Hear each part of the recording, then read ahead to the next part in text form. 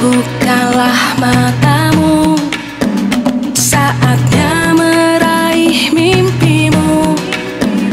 Arahkan pandangan ke depan, Tuhan kan menuntunmu.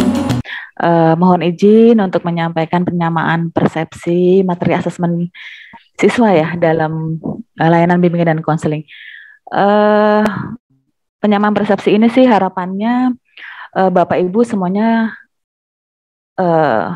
sudah berlatar belakang BK dan memang sudah, ataupun kalau memang berlatar belakang psikologi adalah orang-orang yang memang concern untuk kemajuan dan pengembangan BK untuk lebih optimal lagi.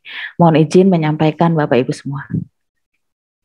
Oke, tujuan dari kegiatan di siang hari ini adalah Bapak dan Ibu mengikuti serangkaian paparan materi ya. Ini diskusikan ya untuk kita menyamakan persepsi hal-hal yang tidak belum begitu jelas dan tujuan kita untuk bisa memberikan yang terbaik pada layanan bimbingan dan konseling sehingga bisa berkontribusi lebih baik di sekolah penggerak ya. Harapannya ini adalah momentum bagi bimbingan konseling atau kita semua yang ada di sini bertanggung jawab terhadap prosesnya sehingga BK bisa lebih diterima dengan baik di lapangan. Oke, apa saja yang nanti akan harapan kita Bapak Ibu memahami satu kesamaan adalah dicapaian layanan BK, konsep asesmen siswa, serta pengembangan instrumen asesmen siswa. Harapannya ini sebagian besar teman-teman ini psikologi ya, mudah-mudahan bisa berkontribusi lebih baik sehingga bisa berbagi ilmunya karena di dalam bimbingan dan konseling terutama untuk asesmen kita menggunakan prinsip-prinsip psikologi. Oke, agendanya kita adalah menjelaskan peran dan fungsi layanan bimbingan dan konseling dalam kurikulum, menjelaskan capaian layanan bimbingan dan konseling, kemudian menjelaskan jenis asesmen siswa, dan menjelaskan instrumen asesmen siswa. Ini yang akan kita bahas terkait di siang hari ini. Nah, pertama kita akan bicaraan dulu ya sebelum kita masuk ke apa itu capaian serta asesmen, kita akan berbicara tentang peran dan fungsi layanan bimbingan dan konseling dalam kurikulum Merdeka. Nah, ini sedikit sangat menggelitik sebetulnya ya. Menggelitiknya itu adalah tentang fakta ya, fakta tentang bimbingan konseling di sekolah gitu. Kenapa sih BK itu? Karena saya orang BK ya, jadi harapannya BK itu penting banget dan memang iya gitu.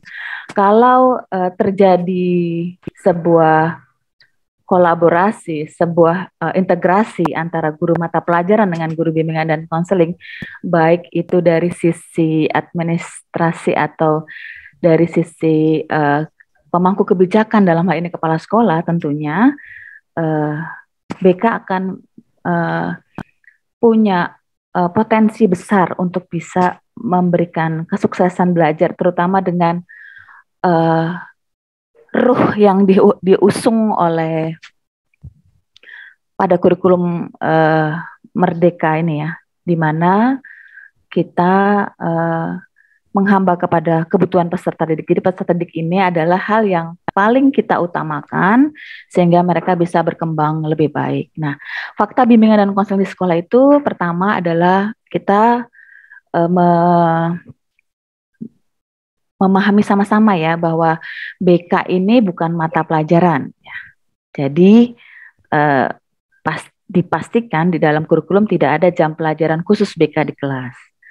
Akan tetapi jika program BK-nya baik, gitu ya, jika BK ini bisa disusun dengan baik dan itu dikomunikasikan dalam sebuah program yang memang secara masif untuk memberikan dukungan kepada sekolah, itu dipastikan sekolah akan memberikan ruang kepada kita untuk bisa melaksanakan layanan bimbingan dan konseling itu.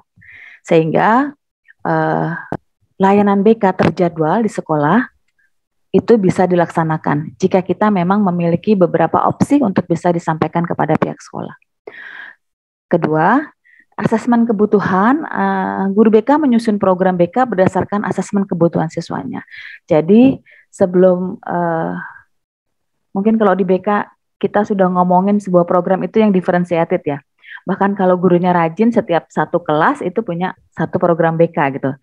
Nah, karena banyaknya jumlah peserta didik juga itu yang membatasi ruang dan geraknya guru BK, sehingga memang biasanya guru BK menyusun program berdasarkan asesmen kebutuhan yang berdasarkan jenjang gitu. Tetapi di dalam bimbingan di konseling di sekolah itu sangat dimungkinkan guru BK itu menyusun program berdasarkan asesmen kebutuhan berdasarkan siswanya. Bahkan dimungkinkan juga guru BK berdasarkan asesmen kebutuhan itu menyusun program secara individual yang sangat diferensiatif sekali satu sama lain.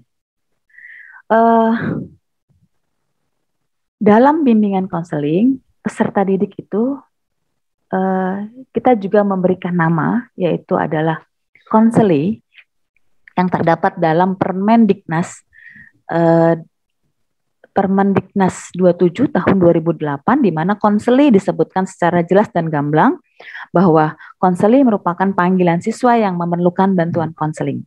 Jadi kita tidak menggunakan kata klien, kita menggunakan kata konseli yang maknanya adalah merupakan panggilan siswa yang memerlukan bantuan konseling.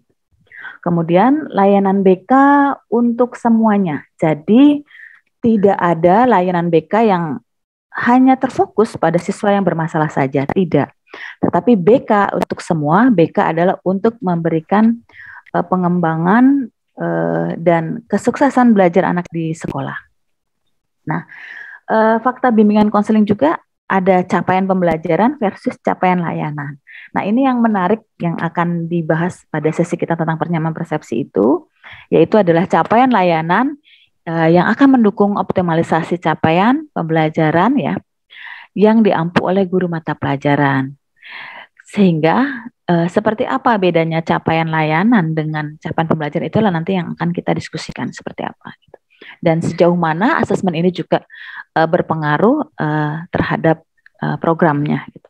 Mengapa capaian pembelajaran itu menjadi dasar utama atau dokumen resmi yang menjadi acuan bagi guru, sementara capaian layanan ini harus dikomunikasikan dengan asesmen kebutuhan atau asesmen yang dilakukan oleh guru BK.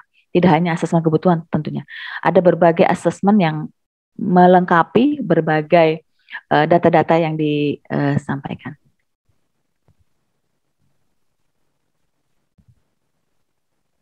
Oke. Ini juga kita juga menyampaikan kepada Bapak dan Ibu ya bahwa di BK itu ada bimbingan dan ada konseling, sehingga nama penyebutannya itu adalah bimbingan dan konseling, karena bimbingan dan konseling itu sesuatu hal yang berbeda, yaitu bimbingan adalah pemberian bantuan atau proses helping kepada individu agar mampu memahami dan menerima diri dari lingkungannya, mengarahkan diri dan menyesuaikan diri secara positif dan konstruktif terhadap tuntutan norma kehidupan sehingga mencapai kehidupan yang bermakna.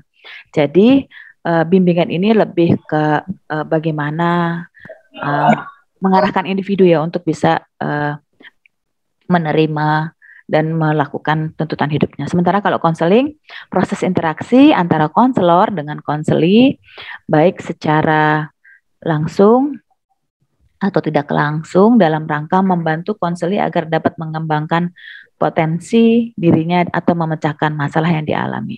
Jadi kata kuncinya adalah konseling. Jadi konseling itu adalah lebih kepada bagaimana individu itu bisa memecahkan permasalahannya. Jadi memang hal yang berbeda. Nah, ini juga nanti yang akan memberikan warna bimbingan dan konseling ketika nanti konteksnya bahwa bimbingan dan konseling itu merupakan satu kesatuan yang utuh, harapannya bisa memberikan layanan ya yang secara sadar, upaya sadar gitu ya, secara logis, sistematis dan objektif yang berdasarkan data driven to school counseling program, kemudian juga berkelanjutan, dan yang penting adalah terprogram. Jadi ada yang terprogram dan ada yang sifatnya memang insidentil yang memang guru harus segera melakukan karena terkait dengan permasalahan yang terjadi di lapangan. Dilakukan oleh siapa? Oleh guru BK tentunya, guru BK yang S1 bimbingan dan konseling ketika dilakukan di sekolah, dan konselor sekolah. Apa beda guru BK dan konselor sekolah? Konselor sekolah adalah guru BK yang telah mengikuti 1 tahun pendidikan profesi konselor sehingga dia secara eh, tersertifikasi atau tercertified untuk melakukan konseling di sekolah, yaitu kita sebut sebagai konselor sekolah. Nah, harapannya eh, upaya-upaya ini yang secara logis, sistematis, objektif, berkelanjutan dan terprogram ini dilaksanakan untuk kemandirian dan memahami peserta didik terhadap dirinya. Apa sih yang ingin dia capai, apa yang ingin dia lakukan ketika dia di sekolah untuk mencapai kebahagiaan dan kesejahteraannya. Nah, harapannya inilah yang bisa mengisi ruang-ruang yang tidak ada di dalam pembelajaran gitu. Di mana sebetulnya konteks psikologis ini sangat berperan lebih rentan ya, lebih banyak berperan dibandingkan dengan pembelajaran itu sendiri.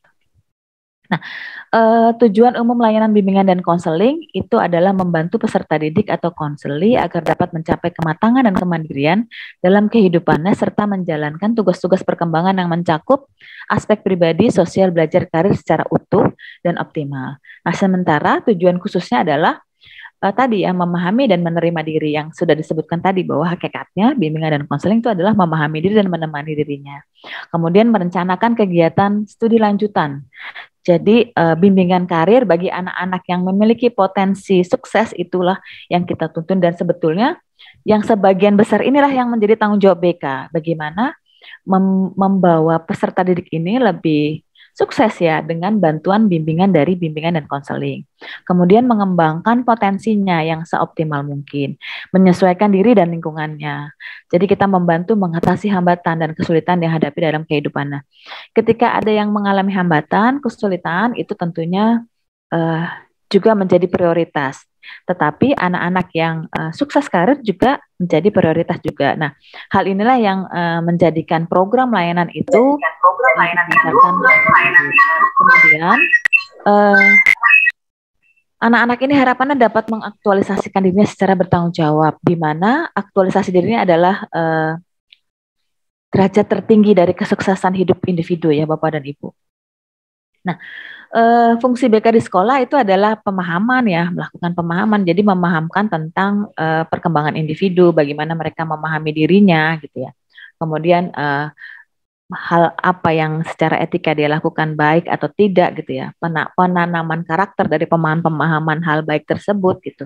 Kemudian melakukan pencegahan dari jika terjadi berbagai konteks problem yang terjadi pada kondisi saat ini, tentunya BK bertanggung jawab terhadap bagaimana melakukan pencegahan, bagaimana melakukan mitigasi.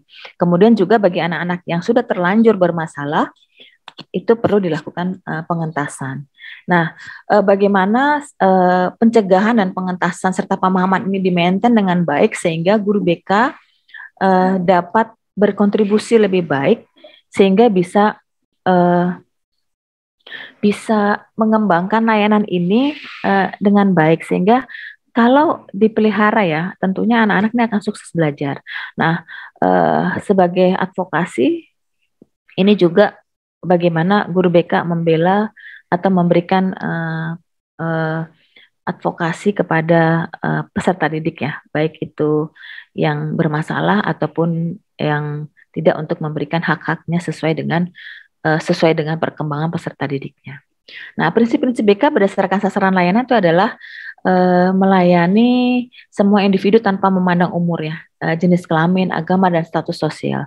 Pribadi dan tingkah laku individu unik dan dinamis, tahap berbagai aspek perkembangan individu, perbedaan individu yang menjadi orientasi pokok, ini juga menjadi prinsip-prinsip layanan dari BK, bimbingan dan konseling. Nah, azas BK pun juga ada kurang lebih 10 ya, 11 Bapak dan Ibu ya di azasnya. Tetapi yang paling penting ketika bimbingan dan konseling dapat berjalan itu adalah azas kerahasiaan. Di mana azas kerahasiaan ini menjadi dasar utama bagi layanan bimbingan dan konseling yang dilakukan di sekolah sehingga individu-individu sadar betul ya bahwa layanan yang diberikan oleh guru BK ini memang dijaga kerahasiaannya baik dari materialnya maupun dari segi psikologisnya juga. Kemudian aktif, mandiri, kekinian, dinamis, terpadu, dan seterusnya ya Bapak dan Ibu ya. Nah, bidang layanan BK itu terdiri dari 4 bidang Bapak dan Ibu. Kenapa 4 bidang? Ini yang nantinya bisa mempermudah sebetulnya di bidang-bidang ini. Jadi terfokus ya kalau dari area istilahnya kalau dalam asosiasi bimbingan dan konseling di Amerika itu adalah namanya area. Areanya itu adalah apa saja yang menjadi fokus untuk bisa sukses adalah pada kematangan kepribadian, yaitu pribadi ya. Kemudian kecakapan sosial, bagaimana BK itu membantu mereka untuk bisa cakap dalam bersosialisasi. Kemudian kemampuan akademik, yaitu kemampuan melakukan belajar ya. Kemudian kematangan karir peserta didik, inilah yang menjadi bidang area dari bimbingan dan konseling, sehingga BK ini akan lebih mudah mana masuknya, apakah pribadi, sosial, akademik, dan peserta. Terutama ini sangat bergantung sekali nanti pada tahapan pelaksanaannya gitu. Oke. Terkait dengan posisi BK, Bapak dan Ibu, harapan saya ini bisa menjadi apa ya, bagian yang tidak terpisahkan gitu ya dari BK itu sendiri, di mana BK itu adalah proses bantuan sebetulnya yang harapannya BK itu mendengarkan dengan hati ya, benar-benar mendengarkan apa yang mau oleh peserta didiknya. Nah, posisi BK sebagai bagian integral dari sistem pendidikan. Nah, guru BK berperan dalam pencapaian profil pelajar Pancasila. Jadi, BK ini posisinya saat sekarang adalah bagaimana bisa berperan secara produktif dan optimal untuk bisa berpartisipasi dalam pencapaian profil pelajar Pancasila, yang dimana itu merupakan capaian atau outcomes dari tujuan pendidikan kita saat ini. Gitu. Nah, harapannya profil pelajar Pancasila ini menjadi apa ya, standar keberhasilan nih. Kalau anak-anak kita sudah seperti sesuai profil pelajar Pancasila, yang upayanya dilakukan secara bersama-sama, secara bergotong royong, ini bisa menempatkan posisi bimbingan dan konseling. Nah, guru BK itu mendukung semua proses belajar. Jadi, guru BK itu adalah untuk mendukung semua proses belajar. Jadi, tidak semata-mata hanya untuk anak yang bermasalah, tetapi dilakukan oleh ahlinya, oleh guru BK, dan mendukung semua proses belajar. BK ini sifatnya memandirikan, karena kita adalah untuk mengentaskan masalah, tetapi bagaimana mereka fokus kita adalah bagaimana mereka bisa mandiri dalam menyelesaikan permasalahannya tadi. Tentunya kita banyak harus memberikan mereka literasi yang bagus ya, memberikan juga pelatihan-pelatihan bagaimana bisa menyelesaikan semua permasalahan yang ada pada sisi remaja saat ini. Nah, teknik BK itu bukan nasihat, tetapi terdiri dari beberapa intervensi-intervensi yang harus dilakukan oleh guru BK. Nah, guru BK peranannya adalah untuk mendapatkan sinergi dari sekolah tadi ya, bagaimana dia berkolaborasi bersama guru mapel gitu ya, bahwa data-data yang dimiliki oleh guru BK ini ternyata penting banget untuk bisa diketahui oleh guru lain tanpa mencederai azas kerahasiaan, sehingga data-data yang BK yang selama ini kita simpan sendiri gitu ya untuk hanya kepentingan BK, nah kita berkolaborasi nih untuk bisa menyajikan data yang dikumpulkan oleh guru BK itu bisa benar-benar dimanfaatkan oleh guru mata pelajaran, dan guru BK memberikan apa ya istilahnya advice gitu ya dari dukungan data-data yang diberikan, apa sih harus dilakukan itu terkait dengan misalnya gaya belajar, misalnya data kesiapan belajar, kesiapan belajar peserta didik, kemudian juga alat ungkap dari ini juga apa namanya itu juga disampaikan.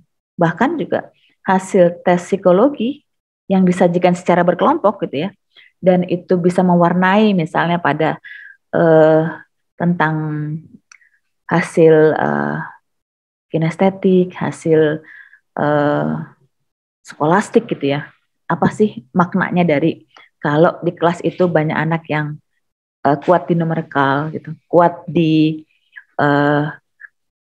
bakat-bakat khususnya gitu. Nah, itu yang sebetulnya yang kita informasikan kepada teman-teman yang tidak mempelajari tentang asesmen. Seperti kita ketahui Bapak dan Ibu, kalau guru bimbingan dan konseling pada kurikulum Merdeka ini berperan dalam pencapaian profil pelajar Pancasila. Dan juga bersama dengan teman-teman mata pelajaran juga punya tujuan sama, kita bergandengan sama nih gitu. Makanya kita bisa mencari celah, mencari potensi untuk kita bisa berperan lebih aktif lagi gitu. Maka capaian layanan diarahkan dalam pencapaian profil pelajar Pancasila. Nah, dalam konteksnya ini berarti ini banyak banget pertanyaan nantinya nih. Dan saya senang sekali gitu ya, jika layanan BK itu juga mempertimbangkan tentang profil pelajar Pancasila gitu dalam menyusunnya gitu. Sehingga si layanan BK ini memang benar-benar bisa mewujudkan profil pelajar Pancasila itu tadi gitu. Nah, akan menjadi sangat ironis kalau kita ingin mewujudkan pelajar Pancasila, tetapi dalam instrumen kita, dalam asesmen kita, tidak mengumpulkan data-data yang baik, data-data yang memadai untuk layanan BK tersebut gitu, untuk bisa mewujudkan profil pelajar Pancasila itu gitu. Oke. Nah, artinya kan emang sebetulnya ada perubahan paradigma ya. Nah, seberapa sadar kita bahwa capaian layanan bimbingan dan konseling ini bisa mewarnai layanan kita nantinya. Nah, ini sedikit cerita ya mungkin ya tentang CP itu gitu ya. Tentang capaian layanan, maaf, kita sudah menyepakati baik itu Puskur maupun asosiasi dari bimbingan dan konseling sebagai lembaga yang memberikan berkontribusi terhadap capaian layanan, kita sebut adalah capaian layanan. BK sebagai integral dari sistem pendidikan yang memiliki karakteristik yang berbeda dengan mata pelajaran ya. Saya tekankan lagi, kita bukan mata pelajaran, jadi kita dalam melaksanakan juga berbeda gitu ya. Terus kemudian juga kita punya kewenangan untuk bisa bertemu langsung dengan pihak-pihak terkait untuk mendukung proses layanan bimbingan dan konseling ya. Kemudian pelaksanaan BK di sekolah diatur oleh Permendikbud 111 tahun 2014. Sampai saat ini kita belum lagi memiliki Permendikbud yang mengatur tentang pelaksanaan BK di sekolah. Tetapi jika ada nanti pada prosesnya di kurikulum Merdeka Belajar ini akan muncul panduan pelaksanaan bimbingan dan konseling sekolah, tentunya ini juga akan kita perbaharui. Tetapi saat ini kita masih berproses ya Bapak dan Ibu di GTK, mudah-mudahan dari masukan Bapak dan Ibu lah ini yang nantinya akan mewarnai bimbingan konseling yang ada di sekolah nanti. Nah, penting peran layanan BK di SD, SMP, SMA, dan SMK dalam menanggulangi bullying, kekerasan seksual, dan intoleransi. Inilah juga yang menjadi cita-cita dari kementerian kita agar kita bebas dari bullying ya. Bahkan di hasil keluaran dari akreditasi sekolah juga mencantumkan sekolah yang bebas bullying gitu. Dan tentunya peran BK itu sangat berkontribusi besar ya untuk bisa memastikan bahwa bullying ini tidak terjadi di sekolah. Nah, eksistensi BK ini dapat dilihat dari irisan capaian layanan sebagai upaya mewujudkan kesejahteraan hidup atau well-being. Jadi capaian layanan yang dibuat itu memang belum sempurna Bapak dan Ibu. Kenapa belum sempurna? Karena pada proses pembuatannya profil pelajar Pancasila pun juga masih proses dibuat. Nah, sehingga jika ada nanti yang menurut Bapak dan Ibu kurang dalam proses apa yang dikembangkan nanti dalam capaian layanan ini boleh diberikan masukan sehingga harapannya penguatan pendidikan karakter melalui profil pelajar Pancasila ini bisa lebih baik ya, terutama dalam konteks layanan bimbingan dan konseling yang bisa dilakukan oleh teman-teman nanti di lapangan. Nah, gambaran umumnya Bapak dan Ibu adalah capaian layanan merupakan dokumen utama ya bagi guru BK atau konselor sebagai acuan dalam menyusun pengembangan program layanan BK. Nah, ini yang menjadi menarik ya gitu ketika capaian pembelajaran di dalam mata pelajaran ini menjadi dokumen utama, tetapi BK juga tetap harus mempertimbangkan need assessment atau asesmen yang dilakukan oleh Bapak dan Ibu. Itulah yang membedakan nanti dengan CP yang di guru mata pelajaran dengan BK. Jadi BK ini untuk bisa mewujudkan profil pelajar Pancasila, maka capaian inilah yang menjadi acuannya, ditambah juga mempertimbangkan adalah hasil need assessment sesuai dengan kebutuhan, di mana itulah yang sangat dibutuhkan secara kontekstual oleh anak-anak karena kita memang melakukan need assessment yang disampaikan kepada peserta didiknya. Capaian layanan BK ini yang disusun mengacu kepada standar kompetensi kemandirian peserta didik atau SKKPD yang telah dirumuskan dalam Panduan Operasional Penyelenggaraan Bimbingan dan Konseling POP BK. Penggunaan SKKPD ini secara hukum memang tidak ada Bapak dan Ibu, tetapi itu terdapat pada panduan operasional.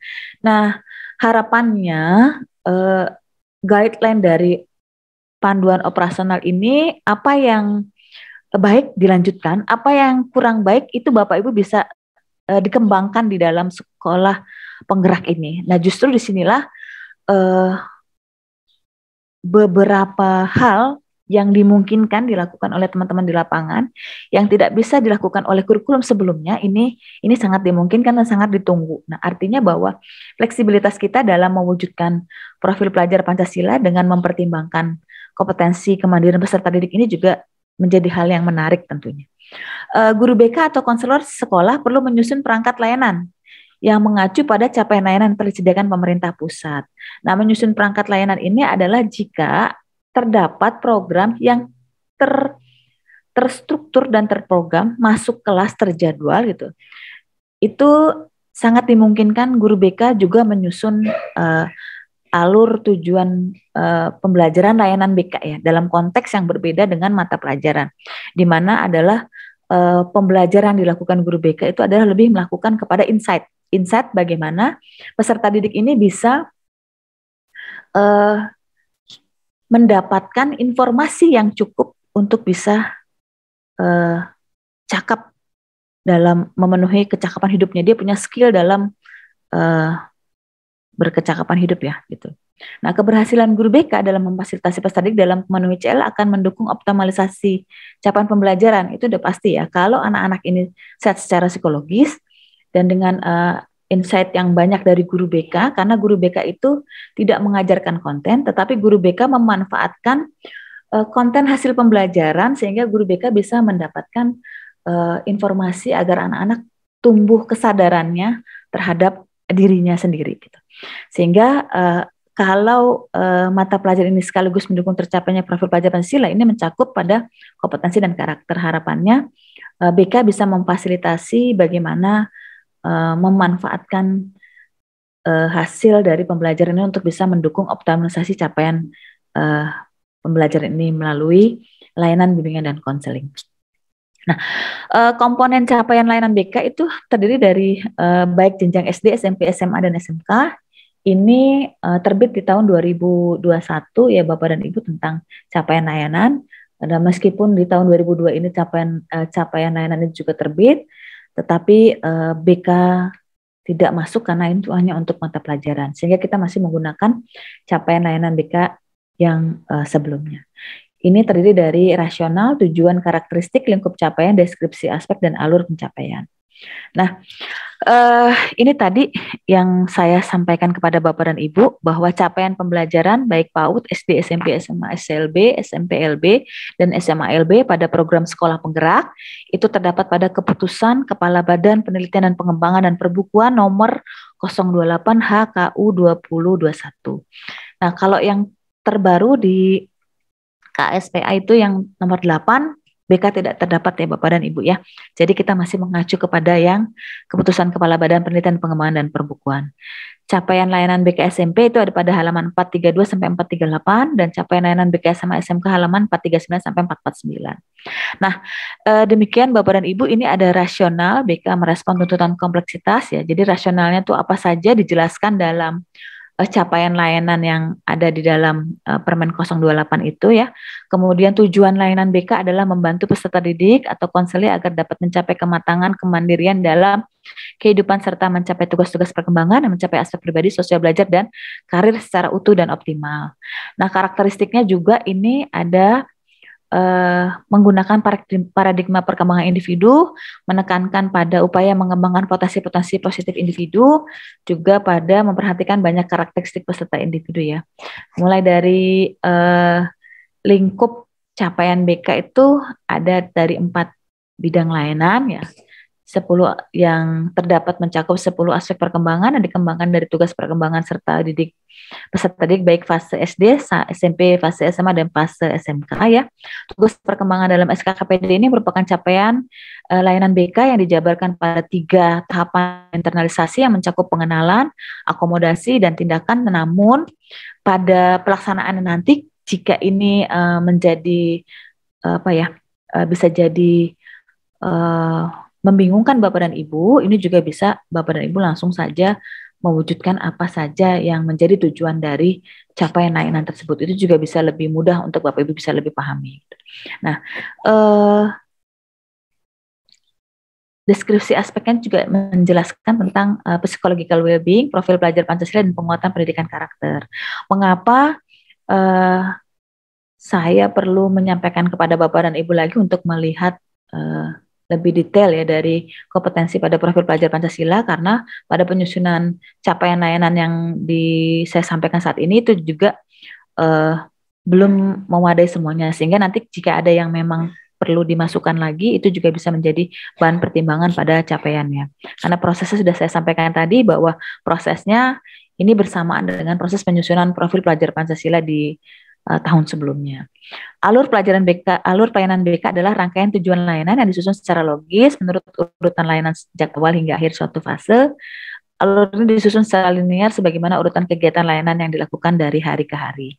Jadi sama ya konsepnya dengan yang ada di dalam mata pelajaran ATP-nya itu jika bisa dilakukan untuk 1 atau 2 kali pertemuan dengan satu topik ya. Nah ini juga kalau memang dimungkinkan untuk dibuat, ini bisa dibuat Bapak dan Ibu, dan di beberapa kali workshop yang kita lakukan bersama MGBK di Sekolah Penggerak ya, kita juga melakukan diskusi-diskusi gitu ya tentang penyusunan ATP, yaitu menerjemahkan layanan harian ya, program layanan harian, nanti mungkin di program akan dibahas lebih lanjut ya, itu kita buat ATP-nya baik untuk guru maupun peserta didik dalam konteks pembelajaran yang dilakukan di dalam kelas. Nah, baik Ibu, hal baru dari capaian layanan BK ini adalah seluruh jenjang capaian layanan ini disusun sebagai upaya mewujudkan kesejahteraan hidup ya, well-being ya, profil pelajar Pancasila dan penguatan pendidikan karakter. Peserta didik setiap jenjang memiliki karakteristik yang berbeda. Adapun hal-hal baru dalam capaian layanan BK sebagai berikut ya Bapak dan Ibu ya. CP terbagi menjadi 3 fase, perkembangan fase A, B, dan C itu ada di sekolah dasar. Kemudian setiap fase ini memiliki standar capaian layanannya. Nah untuk SMP tujuan CP ini terbagi menjadi 1 fase, yaitu fase D saja, sehingga punya keluasaan yang panjang selama 3 tahun untuk bisa mewujudkan capaian layanan ya, capaian layanan. Nah, tujuan capaian layanan terbagi menjadi 2 fase untuk SMK dan SMA, yaitu fase E dan fase F. Nah, ini juga diperjelas lagi Bapak dan Ibu pada konteks materi yang ada nanti di LMS Bapak dan Ibu ya. Ini ada lingkup capaian layanan bimbingan dan konseling SMP yang mencakup 4 bidang layanan yang tadi sama ya, sampai kepada fokusnya layanan bimbingan dan konseling diberikan untuk optimalisasi pencapaian tugas perkembangan sesuai dengan kebutuhan dalam rangka memandirikan peserta didik dan menyongsong abad 21 dalam konteks Indonesia gitu. Jadi di keterampilan abad 21 ini sangat menarik dan sangat dimungkinkan layanan bimbingan dan konseling itu berkontribusi besar juga untuk bisa mewujudkan keterampilan abad 21. Nah, 4 bidang layanan bimbingan dan konseling itu juga di capaian layanan SMA ya, tadi sudah disampaikan. Fase ini kelas 10, fase F adalah kelas 11 sampai 12. Layanan bimbingan konseling itu pada jenjang SMA berfokus pada lulusan, yakni melanjutkan pendidikan, pekerjaan, dan berwirausaha. Bagaimana kita bisa mengantarkan anak-anak dengan pemahaman yang baik, kesadaran yang baik untuk bisa sukses melanjutkan ke perguruan tinggi. Nah, kalau untuk asesmen sepertinya teman-teman ini di lapangan lebih banyak ya, karena 40% dari Bapak dan Ibu adalah berlatar belakang BK, guru maksud saya, 60% adalah berlatar belakang psikologi. Jadi ini mungkin tidak terlalu saya bahas secara detail, tetapi asesmen yang kita gunakan, kita adalah menggunakan prinsip-prinsip psikologi, di mana data yang menjadi dasar pada data driven to school counseling program. Jadi data-data inilah yang nanti akan memberikan warna bagi setiap program bimbingan dan konseling. Nah, program ini akan menjadi unik karena asesmen yang dilakukan ini juga dilakukan dengan berbagai jenis asesmen ya, berbagai teknik ya, baik tes dan non tes ya. Kemudian juga banyak sekali model dan yang sesuai dengan tujuan yang disusun oleh teman-teman, sehingga asesmen ini bisa memberikan kecukupan data bagi guru BK sehingga dia bisa lebih sistematis dan lebih terfokus terhadap hasil analisis asesmennya tadi, mau hal apa yang mau diangkat, hal apa yang ingin dikembangkan dalam program layanan bimbingan dan konseling. Nah, ngomong-ngomong tentang asesmen ini memang sangat erat sekali hasilnya nanti dengan programnya Bapak dan Ibu ya. Nah, tujuan asesmen dan analisis kebutuhan inilah yang merupakan proses pengumpulan ya, menganalisis, menginterpretasikan ya. Ini juga tadi saya sudah sampaikan di depan bahwa harapannya ini bisa memberikan gambaran ya bahwa satu layanan BK satu sekolah dengan sekolah lain itu belum tentu sama, bahkan tidak sama gitu. Jadi yang harus kita sampaikan kepada teman-teman nanti di lapangan adalah memberikan wawasan bagaimana menguatkan mereka untuk bisa melakukan asesmen dengan baik gitu. Karena asesmen ini merupakan standar kompetensi yang wajib dimiliki oleh standar kualifikasi profesional bagi guru BK pada Permendiknas 27 tahun 2008, di mana guru BK itu wajib melakukan asesmen dan wajib mengembangkan diri untuk melakukan asesmen dengan berbagai cara sehingga sistematis dan komprehensif, sehingga data-datanya memang dapat reliable, terpercaya, dan dipertanggungjawabkan. Nah, fungsi asesmen ini adalah sebagai salah satu sarana digunakan membuat diagnosis psikologis ya, yang harapannya diagnosis psikologis ini bersama-sama dengan guru mata pelajaran itu guru BK bisa berkontribusi, bahkan meliding ya. Kalau bahasa Bu Stin dan Bu Miranda adalah meliding teman-teman guru mata pelajaran untuk menggali lebih dalam tentang asesmen di psikologis yang non pembelajaran tadi ya. Kalau ada asesmen diagnostik pembelajaran, juga ada asesmen diagnosis yang dilakukan oleh guru BK, di mana guru BK dengan asesmennya itu mengenal dan memahami potensi kekuatan ya, gaya belajarnya anak-anak, potensi secara bakat minatnya itu bisa terus seperti apa sih kepribadiannya, apakah cocok untuk mengembangkan diri pada hal-hal yang sifatnya sosial gitu, naturalis seperti itu, dan itu ada di BK loh, kuncinya di BK gitu. Dan BK itu sebetulnya bank data untuk asesmennya lebih banyak, dan mengenal dan menentukan tujuan rencana hidupnya setelah mencapai tersebut. Kemudian pada hasil asesmen sebagai dasar untuk menyesuaikan diri dengan keadaan dan tuntutan lingkungan anak. Saya pikir kalau fungsi asesmen ini teman-teman udah paham ya, dan juga prinsip asesmen juga ya, ini juga saya pikir juga sudah paham terkait dengan prinsip-prinsip asesmen. Nah, ini bisa kita lakukan dengan prosedur, yaitu mulai dari mengidentifikasi masalah, memilih dan mengidentifikasi metode asesmen, mengevaluasi informasi asesmen, serta laporan hasil asesmen dan pembuatan rekomendasi. Nah, mungkin nanti teman-teman bagaimana mengidentifikasi sampai pada memilih, mengevaluasi, dan melakukan membuat rekomendasi, ini sebetulnya sebuah keterampilan ya. Nah, ketika ini membicarakan keterampilan, berarti itu harus ada latihan yang memang harus sering dilakukan dan harus sering diskusi dengan teman-teman bagaimana menindaklanjuti hasil dari sebuah asesmen yang dilakukan oleh Bapak dan Ibu. Nah, ini bentuk-bentuk asesmen ya. Walaupun di dalam bimbingan dan konseling, guru BK yang memiliki sertifikasi untuk melakukan testing terstandar itu sangat sedikit jumlahnya, tidak semua guru, tetapi ada guru BK yang memang berlatar belakang psikologi dan memiliki kewenangan untuk melakukan testing terstandar. Nah, sehingga karena keterbatasan hal tersebut, biasanya guru BK itu mengembangkan instrumen non-tesnya. Ini yang paling banyak dilakukan, sehingga nanti pada pengembangan instrumen itu hal yang perlu dipahami oleh kita nih, pelatih narasumber BK ini, untuk bisa menginspirasi teman-teman di lapangan bagaimana mengembangkan sebuah alat non-tes, instrumen tes ya, non-tes yang memang mudah dipahami, terus kemudian juga bit terkait dengan bagaimana menganalisisnya ya, itu juga perlu diberikan pemahaman kepada teman-teman. Tetapi memang ini butuh waktu ya Bapak dan Ibu, dan karena saya sampaikan tadi ini adalah sebuah keterampilan yang harus dilakukan sesering mungkin dan harus banyak diskusi di komunitas-komunitas belajar guru.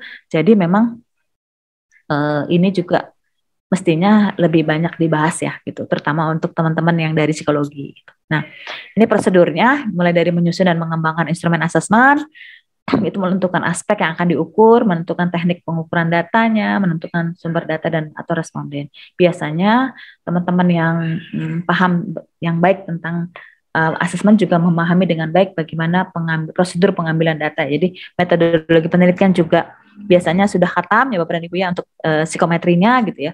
Sehingga nanti pemahaman tentang bagaimana menyusun dan mengembangkan instrumen ini bisa lebih mudah dilakukan gitu. Ketika udah tahu aspeknya, objeknya apa yang mau diambil dan data-datanya apa yang mau diambil, itu juga bisa mudah ya.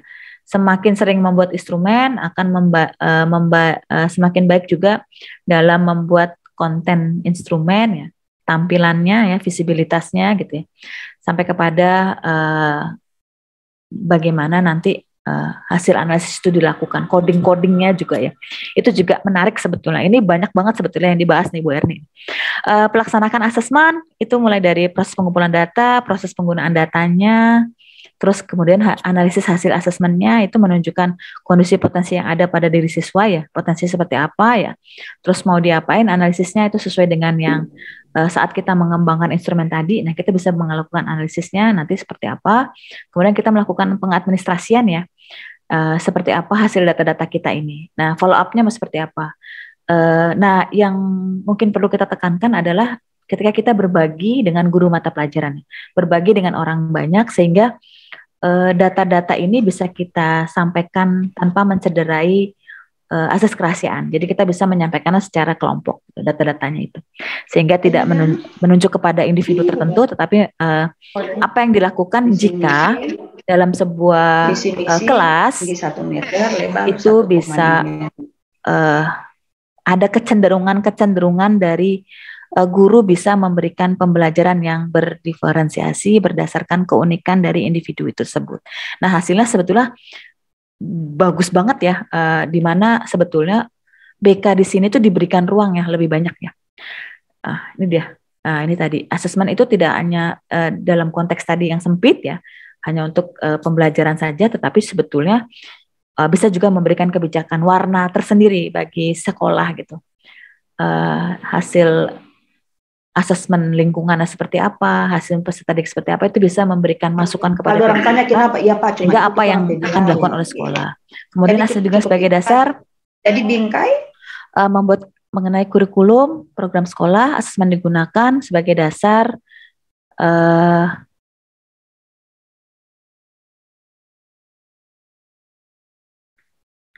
Oke, ini tadi ya yang sudah disampaikan oleh Bapak dan Ibu pada pelaksanaan programnya. Ini juga harapannya sih kalau saya tentang asesmen ini adalah bagaimana narasumber nanti bisa menginspirasi dan mengajak guru BK dengan memberikan contoh-contoh dengan waktu yang singkat gitu ya, dan memberikan masukan-masukan bagi guru BK untuk bisa punya wawasan bahwa dalam menyusun asesmen sekolah itu bukan sesuatu hal yang tidak mungkin dan sulit gitu, tetapi hal yang mudah gitu. Bahkan wawancara terstruktur dan deep interview itu sebetulnya juga data yang bisa digunakan oleh guru BK, termasuk juga observasi mendalam pengalaman Bapak dan Ibu sebagai guru BK itu juga bisa menjadi dasar gitu. Tetapi harapannya teman-teman di lapangan itu nanti dalam menginspirasi tentang asesmen ini memberikan contoh-contoh gitu ya. Harapan saya teman-teman yang guru ini juga bisa nanti sharing pada saat diskusinya gitu ya.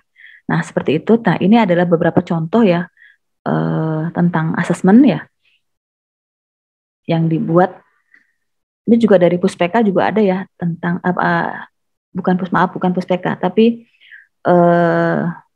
pusat asesmen ya. Pusat asesmen juga memberikan contoh-contoh yang kesediaan belajar itu juga bisa kita gunakan ya.